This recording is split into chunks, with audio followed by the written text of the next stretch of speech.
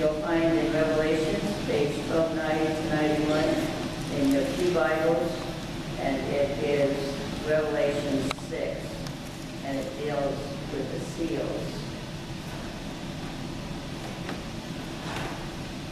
I watched as the Lamb opened the first of the 7 seals. Then I heard one of the 4 living creatures say in a voice like thunder, "Come." I looked, and there before me was a white horse.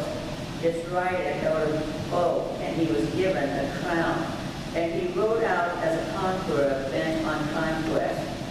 When the Lamb opened the 2nd seal, I heard the 2nd living creature say, "Come." And then another horse came out, a fiery red one. Its rider was given power to take peace from the earth and to make men slay each other. To him was given a large sword. When the Lamb opened the 3rd seal, I heard the 3rd living creature say, "Come." I looked, and there before me was a black horse.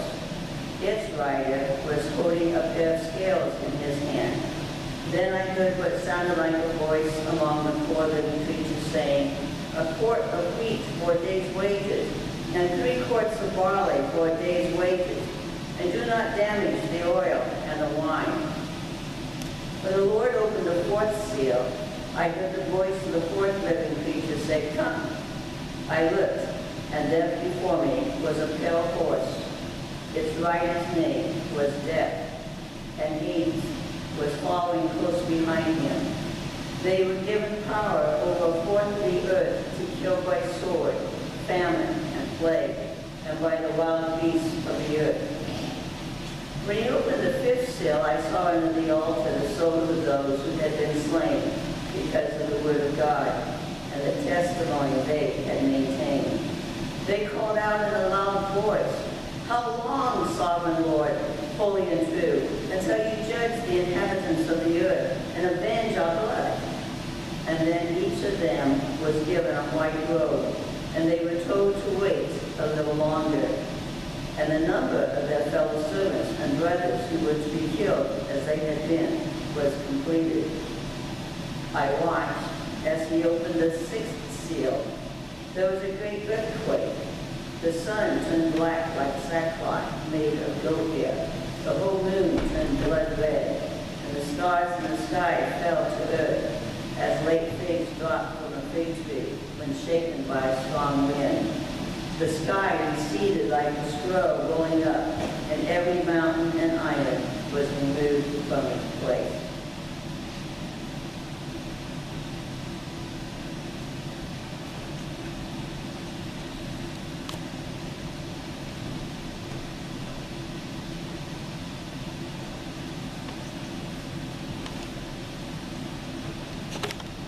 Good morning. Can you hear me okay?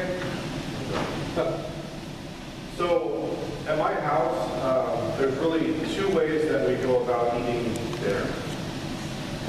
Most of the time we eat family style, which is where we just have all the food on the table kind of ready to go as we come together. And sometimes we do the buffet thing where we just kind of leave the food on the counter and the oven, and we kind of take the food that's there, whatever we want, we take that with us to the table. But there's a 3rd way to eat dinner. There's a really formal way to eat dinner, and maybe a few of us have actually experienced that. It's to have a meal that has courses, where every course is kind of unveiled and brought out right there.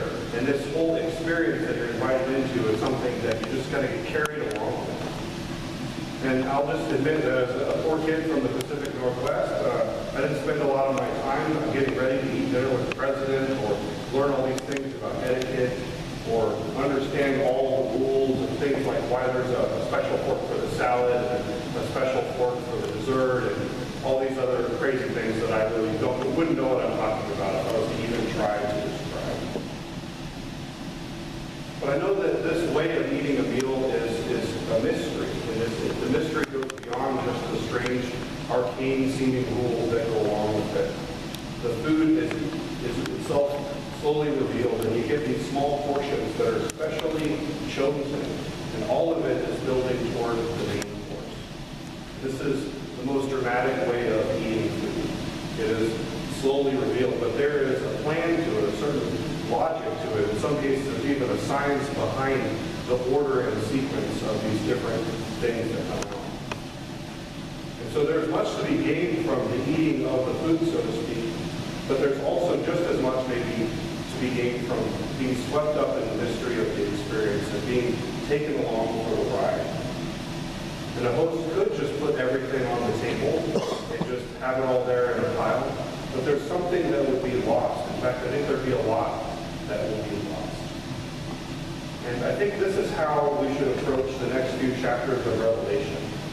There are 7 seals followed by 7 angels with trumpets before the actual scroll itself is revealed. And this is not the main course. This is, that's still way off to come. There's still a great deal of mystery involved in what that will look like and what that will be. And lots of people get caught up in these kind of small visions, these small signs that are about the unveiling of the scroll itself. And I'll just admit that preaching through the book of Revelation is a humbling thing. I've learned a lot. There's a lot of mysteries in the book of Revelation. I don't have all the answers to what those things mean. But I do know a few things about apocalyptic writing and things that will help me not lose the forest for the trees as I offer my interpretation of the book of Revelation. The symbolic language that's found here isn't something that we should be, something that we're going to find necessarily in the headlines of our newspapers. They're defying things like a purely chronological or literalistic understanding. But make no mistake, this Revelation isn't merely gibberish. And it's not primarily based on literal truth, as we often understand it in the Western world. That's not to say that it's not talking about the future, but it's very much a future that's anchored to the present circumstances of the church at the time that it was written. Last week I introduced the idea of the book of Revelation as a Christian war scroll. I know there's some of you that weren't here that weekend and probably have no idea what I mean. I want to kind of recap a little bit of that. That this message to come that's finally revealed in chapter 10 is both a proclamation of the victory of God as much as it is marching orders for the people of God. And I spoke about last week how this kind of holy war theology that we find in the book of Revelation has been turned on its head with the Lamb seated on the throne of God rather than the Lion of Judah, which you would expect. How the concept of holy war is one that included the people of God. So it was really God's ultimate victory, despite now it being waged in a nonviolent way, the nonviolent war of the Lamb. And if you remember, I used the Battle of Jericho as an illustration about how some of this holy war theology can work. Sometimes God has a role to play for his people who might even do some things that seem quite silly to wage this war that God is waging, this holy war. There are times that God gives his people parts to play in the drama. There are things that God alone does, and it is God's victory that's brought about. And it's only from here, I think, that we can make sense of the things that we're talking about today, the picture given of this scroll that's unveiled, like a 7-fourth meal. The vision of God in chapters 4 and 5 revealed for us that the Lamb, seated on the throne of heaven, it revealed how God had become a sacrifice for our sake, and through that sacrifice, the Lamb alone was worthy to open the scroll. The throne of God is a great picture of the authority and sovereignty of God over all things. But as we approach the seals of the scroll, John begins to unpack some of the implications of what that authority means. And these small mini-visions paint a picture not only of the experience of God's people who are enduring a great time of suffering, but they powerfully show us dramatically how the Lord is Lord over their experience of suffering and Lord over the circumstances that have brought about their experience of suffering. We had the scroll earlier and talked about how seals in the ancient world conveyed this kind of authority. It would be an act of treason almost to open a scroll if you weren't the person who had that authority. And it preserved the authenticity of the document that was there. These specific seals and their spheres of authority were intentionally chosen like courses of a meal. Think of them as the appetizer platter of this unveiling of the scroll. And foreshadowing all of this is Matthew 24. Jesus' words there that are written, where Jesus speaks about the destruction of the temple and the bad times that are going to come. Jesus warns about a time where there will be wars and rumors of wars. He warns of famines and earthquakes and false messiahs that have come to try to lead people astray. Earthquakes and trumpets are mentioned, a lot of the things that are alluded to in these scrolls and these seals. And they sound really familiar in this passage. But what Jesus is talking about here is blended up with the destruction of the temple, which did happen in 70 AD, about 40 years after Jesus' death. And Jesus tells his people that when you see these things, run to the hills. The place that they ran to in the hills, as Jesus predicted this coming crisis that would come, was a place called Pella, ironically the name of the next town over from us here. And if it wasn't for Jesus' warnings about not getting involved in this zealot uprising that eventually led to Titus breaking down the wall of Jerusalem and the destruction of the temple, there's a very good chance that the people of God, the church, would have been wiped off the face of the planet. And I want to say that as a student of history, that rather than interpreting Matthew 24 and our text today, it's primarily pointing to the same coming future event. I would say that Matthew 24 points to an event that the early church went through and experienced. They experienced just these sort of desperate times. They had wars, they had famines, they had great persecution, and the temple was destroyed. For those churches who first read the book of Revelation, a lot of the stuff that we think about only in terms of the future seemed to be a lot more about the present and maybe even the recent past. And they were waiting for Christ's return, and they had good reason to think that Christ's return would be lumped in with all these other things that were going on and they were experiencing. And so as a community, they were not fearing the bad stuff to come like we often are as we read the book of Revelation. The bad stuff was already here. They were experiencing intense persecution, and they needed to be reminded of the same hope, the hope of Christ's eventual return and the ultimate justice of God to come. They needed to be reminded of the sovereignty of God in the face of their own suffering, suffering for which there would be no easy answers. They need to be reminded of their place in the great war of the Lamb. And I would argue that these seals were a dramatic reminder to them of the authority of God, the worthiness of God, who stood above these things as the only one worthy to open the scroll and bring about the fullness of the kingdom of God. 7 is the number of completeness. Just like there's 7 days in a week, there was a full cycle that was being alluded to. So these seals are signs of the authority, the fullness of the authority of God, who stands behind the scroll that reveals the will of God to his people. And the first 4 seals represent the worst fears, the worst transgressions of humanity. These are human evils that have recognizably human faces. Horses, like the battle tanks of the ancient world. And here we see the sovereignty and authority of God standing above these things to represent the full brokenness of humanity. The first horseman, many people have historically confused with Jesus himself, but he represents the lust for conquest that has shaken the world to its core throughout human history. And the white horse here is a symbol of royalty, of royal aspirations. Jesus is not the rider on a horse, or one among many horsemen. Jesus is the Lamb on the throne in the passage. And the horseman, rather than going out like Alexander the Great, who would go and conquer the world, represents the vision of those who seek to reshape humanity with a vision of empire. The Lamb stands above the lust for power that drives the world mad with the dream of conquest. The second horseman rides a red horse, like a horse that's been dripped in blood. Like the first horseman, his also has a bit of royal imagery. Here we see the long sword of the king being alluded to. But he doesn't represent the lust for power as much as the actual welding of that power. It takes the form of war. And where war is present, there is no peace on earth. And the authority of the Lamb stands above the authority that stems from the fears of violence and the scourge of war on the earth. The third horseman represents the darkness of famine. His scales and voice point to the experience of the market The cost of food for one person or for one family here is 10 or 15 times what it normally would be. This horseman represents the pain and hunger and poverty of famine.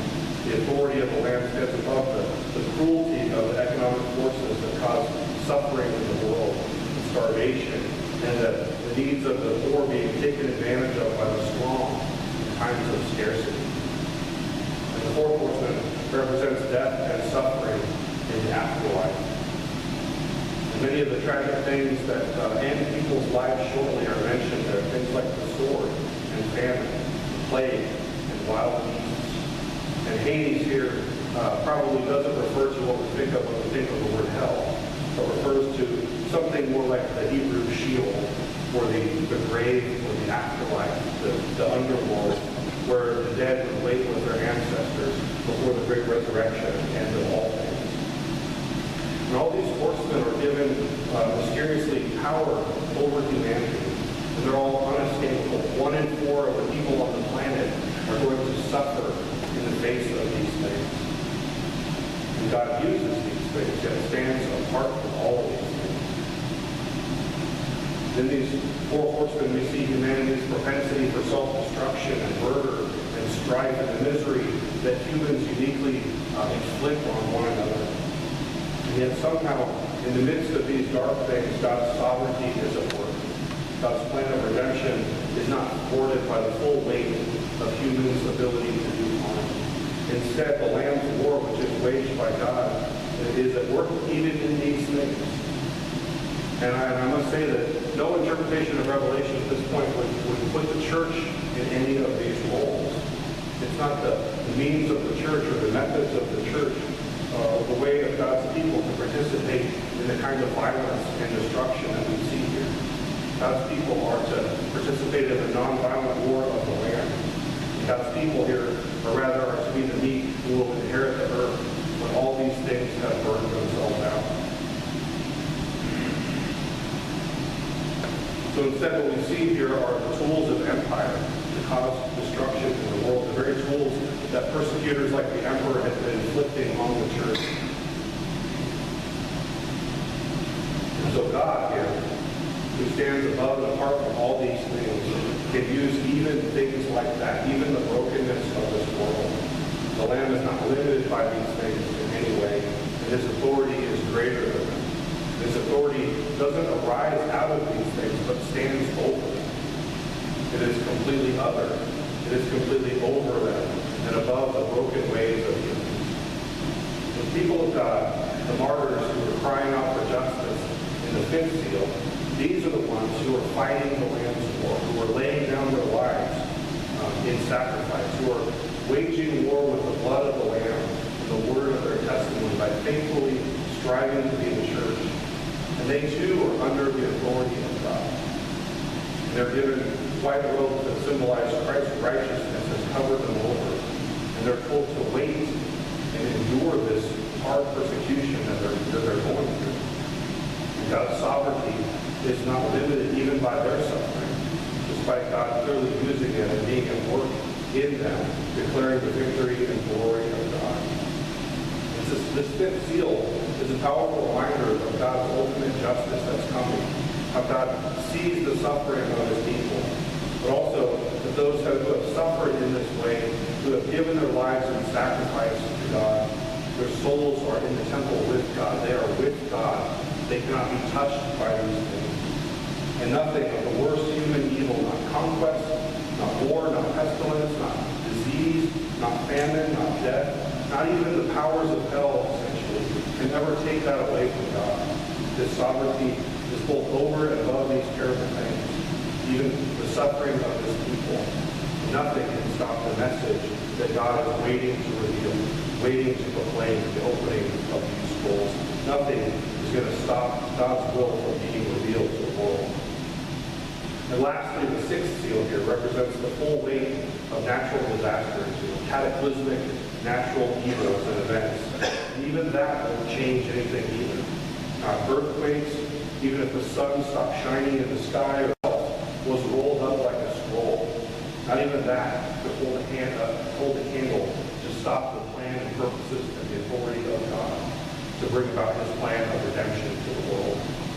And so in response to these fearsome things, these expressions of God's power and sovereignty and his authority, here's what we read. Let the kings of the earth, the princes, the generals, the rich and the mighty, and everyone else, both slave and free, hid in caves among the rocks and the mountains. They called to the mountains and the rocks, fall on us, and hide us from the face of him who sits on the throne, from the wrath of the Lamb. The great day of wrath has come, and who can withstand it? So this all points toward the coming justice and judgment of God, the great day of the Lord, where the powerful will be held to account, and ultimately justice will be served. The fullness of the authority of God guarantees that this is going to happen. And the Lamb seated on the throne, Jesus, who shares the very throne of God, and through his death on the cross has sowed the seeds of redemption that are bringing about God's plan for the world. It can't be stopped. And Jesus alone is the one who's worthy to open the scroll, but also in a sense, absolutely nothing can stop it. Even martyrdom, even standing before the aligned forces of might and strength in the world and suffering at their hands, nothing can stop the plans and purposes of God. God's authority stands above these things. And at its unveiling, it is the kings and the generals, it is the rich and the powerful who will run and hide, not the people of God who are robed in righteousness. It is those who suffer now that will find themselves righteous in the temple of Jesus, vindicated before a watching world who can no longer deny that the great day of the Lord has come. And you might wonder, what do these things mean to me? What does it mean to be the people of God in this world where we're not necessarily suffering, not really necessarily persecuted? And I think what it means to me is that the sovereignty of God, the means and methodologies of God are so above the ways of humans. They're so different. But yet I can trust that God is at work. I can trust that God is at work in the brokenness of the world. I can trust that God is at work in the brokenness of my own heart and in my own life. You know, God uses pain sometimes. God's purposes and his plan can't be stopped by the terrible things of this world, the terrible things that we see in the news. And God has a plan and a purpose and a vision for the world. He has this authority that can't be stopped. And so as his people, even as we're going through a time of suffering, we can trust in the plans and purposes of God. We can trust that nothing will thwart the plans of God, and that God is at work even in us, even through us, as we bear witness to God, as we open up and engage in this invitation to become a part of the holy Lamb's war of God. That we can suffer and we can wage war through things like prayer and opening ourselves up. We can wage war through declaring the gospel. We can wage war through trusting in God at work in our hearts. And so, as we go into this time of open worship, a time of waiting for God to speak, a time of listening for God, I just want you to think about some of the hard times that you've gone through. You know, we've all gone through hard times. We've all experienced this kind of brokenness. And sometimes after the fact, we've had a chance to see where God was at work, where God's hand was kind of guiding us through and bringing us about to a place of healing and reconciliation and restoration. And so, as we go into this time, just be mindful of that sort of experience. And if you feel led to share, if you feel led to open up about something that God has done through suffering, through trusting in his authority, through kind of standing on the promises of God, I just invite you to stand and share what God has done.